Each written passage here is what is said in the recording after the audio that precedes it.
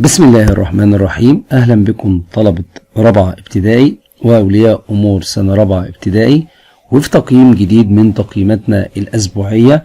تقييمنا النهاردة تقييم الأسبوع الثاني، والأسئلة دي أسئلة مهمة جدا ممكن تجيلك منها في اختبارات آخر السنة، يبقى لازم تذاكر الأسئلة دي كلها بالإضافة للتقييمات اللي هي الورقة الأخرانية. أول ورقة معانا ورقة عمل الحصة. السؤال الأول ده الدرس الثاني. أكمل العبارات الآتية: أنشأت الدولة متحف السيرة الهلالية في محافظة، طبعا متحف السيرة الهلالية في محافظة إيه؟ في محافظة قنا في الصعيد. عندهم فنين: فن السيرة الهلالية وفن التحطيب. يشتهر سكان مدن القناة بالعزف على آلة السمسمية، وعندهم رقصة اسمها رقصة البمبوطية، يبقى آلة السمسمية. السؤال الثاني: اكتب كلمة صواب أمام صواب أو كلمة خطأ. يوجد على حائط معبد الكرنك لوحة منقوشة تمثل الإله حورس وهو يعلم الملك أمنحتب الثالث التحطيب. طبعا العبارة صحيحة، يبقى التحطيب له أصول عريقة أو أصول فرعونية. السؤال الثالث: أجب عن الأسئلة التالية بما تفسر. زيادة أعداد السائحين في واحد سيوة في شهر أكتوبر من كل عام، طبعا للاحتفال مع أهل سيوة بعيد حصاد التمور والزيتون اللي في منتصف شهر أكتوبر. رقم 2: حدد 2 من الفنون الشعبية الشهيرة في محافظات الوجه القبلي اللي هو الصعيد. عندي فنين: السيرة الهلالية وفن التحطيب، دي فنون شعبية في الوجه القبلي. الورقة الثانية ورقة الواجب المنزلي. السؤال الأول: أمامك خريطة صماء لمصر، اكتب ما تدل عليه مدلول الأرقام. رقم 1: منطقة يشتهر سكانها بسباقات الهجن، تشير إليه الرقم، طبعا الرقم 4 اللي هو موجود في شبه جزيرة سيناء. 2: منطقة تحتفل بعيد السياحة، تشير إليه الرقم، طبعا عيد السياحة في واحد سيوة، يبقى الرقم 1 اللي موجود جنب ليبيا. 3: منطقة أقيم بها متحف النوبة، تشير إليه الرقم، طبعا الرقم اللي تحت خالص رقم 2. نشوف السؤال الثاني. اختر الإجابة الصحيحة مما بين القوسين. ترتبط أشهر المناسبات في واحد سيوة بحصاد محصول، طبعا التمور والزيتون، يبقى هنعلم على الزيتون. السؤال الثاني: يمثل التراث النوبي في محافظة أسوان امتدادا للحضارة، طبعا امتدادا للحضارة المصرية القديمة، يبقى الحضارة المصرية القديمة.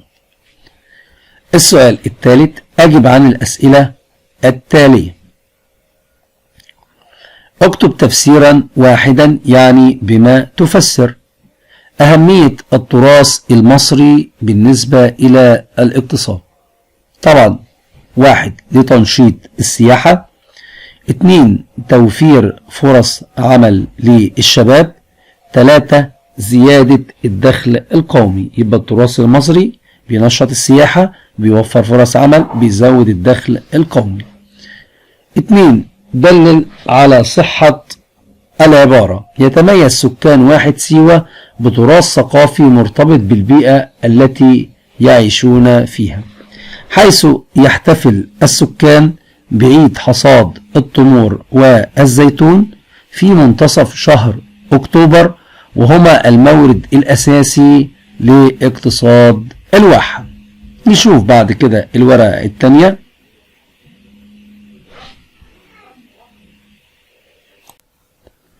التقييم الأسبوعي، طبعا في 3 مجموعات. المدرس هيقسم الفصل ل3 مجموعات، كل مجموعة هيديها 5 أسئلة.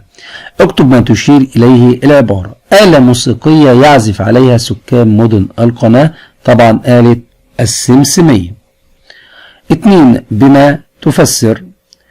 أنشأت منظمة اليونسكو متحف النوبة في أسوان. ليه منظمة اليونسكو عملت متحف النوبة في أسوان؟ طبعا لعرض تاريخ الحضارة النوبية. سؤال رقم 3. ما العلاقة بين السياحة والتراث الثقافي؟ التراث الثقافي بيعمل على تنشيط السياحة في مصر، يبقى يعمل التراث الثقافي على تنشيط السياحة. رقم 4. دلل على صحة العبارة. فن التحطيب له أصول مصرية عريقة، طبعا لأن على جدران معبد الكرنك وجد الإله حورس يعلم الملك أمنحتب الثالث أصول التحطيب، حيث وجد على جدران معبد الكرنك الإله حورس وهو يعلم الملك أمنحتب الثالث فن التحطيب. 5. اقترح طريقة فعالة للحفاظ على التراث الثقافي في محافظتك. من بعض الطرق ان احنا نعمل ايه؟ نعمل متحف، يبقى اقامة متحف للحفاظ على التراث، او نعمل مهرجانات، نقيم مهرجانات ومعارض، يبقى اقامة المهرجانات والمعارض. المجموعة الثانية. اكتب ما تشير اليه العبارة. رقصة شعبية يشتهر بها سكان مدن القناة، طبعا رقصة البمبوطية على آلة السمسمية. 2. بما تفسر. اهتمام الدولة بإنشاء متحف السيرة الهلالية. ليه عملت متحف السيرة الهلالية؟ طبعا للحفاظ على التراث الثقافي في الصعيد. 3. ما العلاقة بين التراث الثقافي وتنشيط السياحة؟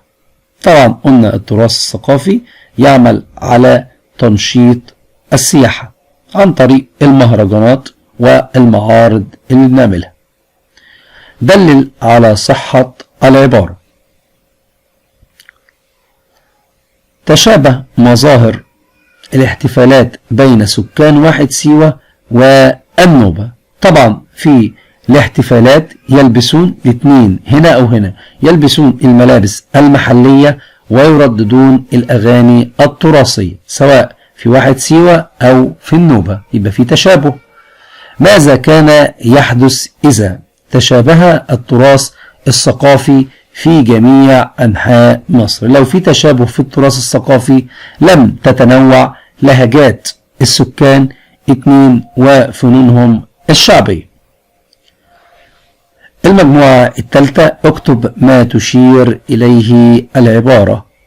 سيرة شعبية شهيرة ينشدها سكان الصعيد، طبعا السيرة السيرة الهلالية على آلة الربابة.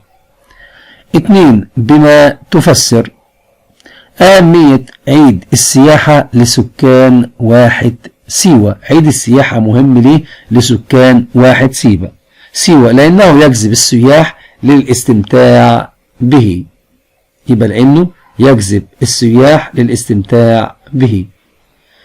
ما العلاقة بين اليونسكو والتراث النوبي؟